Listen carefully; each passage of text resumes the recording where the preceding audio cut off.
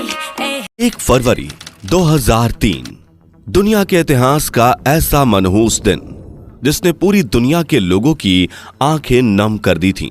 इस दिन STS 107 में सवार कल्पना चावला और उनके 6 क्रू मेंबर्स की पृथ्वी पर लौटने के वक्त स्पेस शटल के साथ जलकर जान चली गई थी।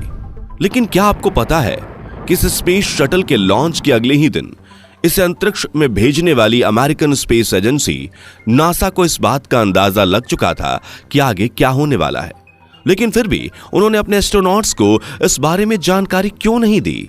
और लॉन्च से पहले कई बार इस कोलंबिया स्पेस शटल में टेक्निकल प्रॉब्लम आई थी, तो इसे आखिर लॉन्च किया ही क्यों गया? और क्या कल्पना चावला को बचाया जा सकता था? अगर आपके जहन में भी इस स्पेस मिशन को लेकर ये सवाल आते हैं तो पूरा वीडियो जरूर देखिएगा। सबसे पहले बात करते हैं कि 17 मार्च 1962 के दिन हरियाणा के छोटे से जिले करनाल में जन्मी कल्पना ने अपने जीवन में अमेरिकन एस्ट्रोनॉट बनने का सफर तय कैसे किया था। 4 भाई बहनों में सबसे छोटी कल्पना बचपन से ही स्पेस में जाना चाहती थी। उन्होंने अपनी प्राथमिक शिक्षा टैगोर बाल निकेतन स्कूल से की, जिसके बाद कल्पना ने पंजाब इंजीनियरिंग कॉलेज चंडीगढ़ से एरोनॉटिकल इंजीनियरिंग में पढ़ाई शुरू की। साल 1976 में एरोनॉटिकल इंजीनियरिंग में बैचलर की डिग्री हासिल करके कल्पना देश की पहली एरोनॉटिकल इंजीनियर बनी। साल 1984 में कल्पना ने अमेरिका की यूनिवर्सिटी ऑफ टेक्सास से एरोस्पेस इंजीनियरिंग में मास्टर्स की डिग्री की। इस दौरान उन्हें जिन पियरे हैरिसन से प्यार हुआ और 1983 में दोनों ने शादी कर ली। फिर 1988 में कल्पना ने यूनिवर्सिटी ऑफ कोलोराडो में एरोस्पेस इंजीनियरिंग में PhD की पढ़ाई पूरी की। उसी साल उन्होंने नासा एम्स रिसर्च सेंटर में काम करना शुरू किया। 1991 में कल्पना को अमेरिका की सिटीजनशिप मिल गई और कल्पना की मेहनत और दृढ़ निश्चय देख नासा ने 1994 में उन्हें अंतरिक्ष यात्रियों के 15वें समूह में शामिल किया। 19 नवंबर 1997 के दिन अपने 6 क्रू मेंबर्स के साथ कोलंबिया स्पेस शटल में बैठ कल्पना ने पहली अंतरिक्ष उड़ान भरी। STS 87 नासा से जाने वाले इस मिशन के दौरान कल्पना ने स्पेस में 15 दिन और 16 घंटे बिताए और 5 दिसंबर 1997 के दिन इस स्पेस शटल ने धरती पर सक्सेसफुल लैंडिंग की। इस मिशन को पूरा करने के साथ ही कल्पना चावला अंतरिक्ष में जाने वाली पहली भारतीय महिला बन चुकी थी।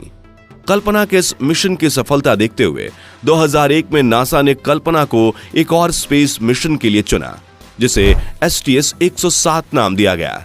लेकिन इस मिशन के दौरान यूज किए जाने वाले कोलंबिया स्पेस शटल में बार बार आ रही तकनीकी खराबियों की वजह से इसके लॉन्च को पूरे 18 बार पोस्टपोन किया गया था।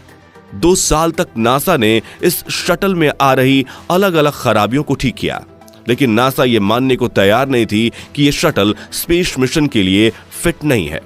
बस वो उसे बनाए जा रहे थे और फाइनली नासा को लगा कि ये स्पेस शटल अब मिशन के लिए पूरी तरह से तैयार है और 16 जनवरी 2003 के दिन इसे लॉन्च करने का निर्णय लिया गया।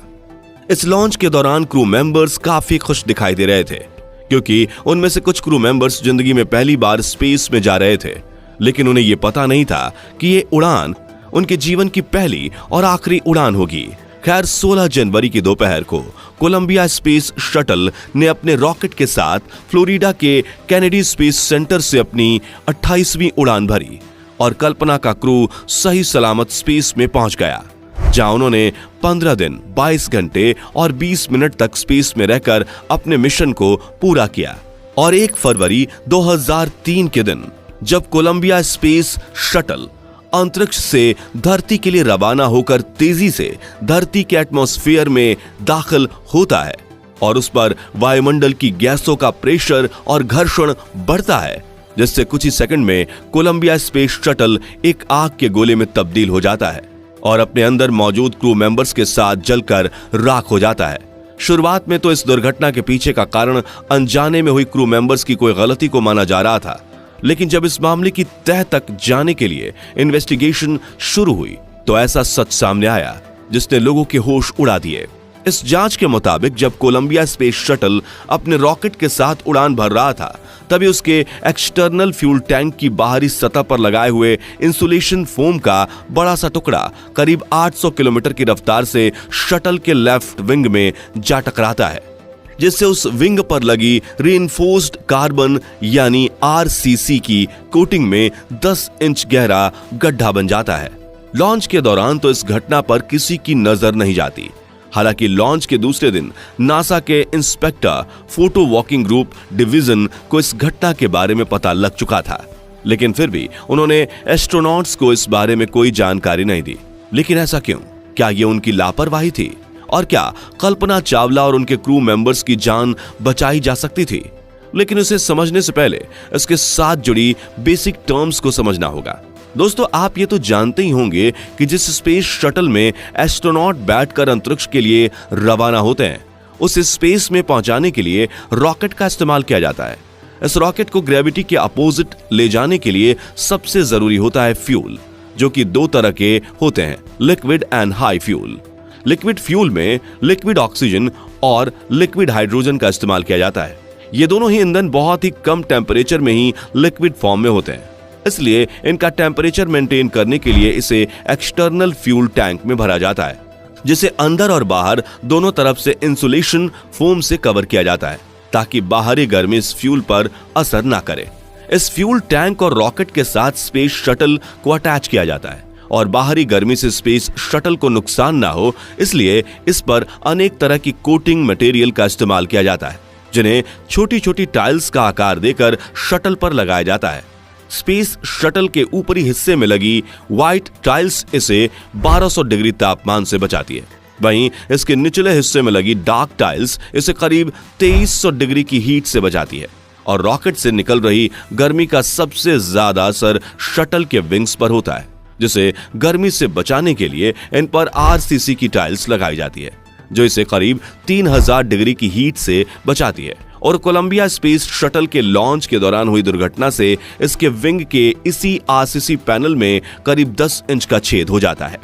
अब 1 फरवरी 2003 के दिन जब कोलंबिया स्पेस शटल में कल्पना चावला और उनका क्रू पृथ्वी के वायुमंडल में दाखिल होता है, तो घर्षण से गर्म हुई हवा शटल के विंग में हुए इस छेद के कारण उसकी अंदरूनी सतह तक पहुंचने लगती है, जिससे हर तरफ से शटल को डैमेज होने लगता है।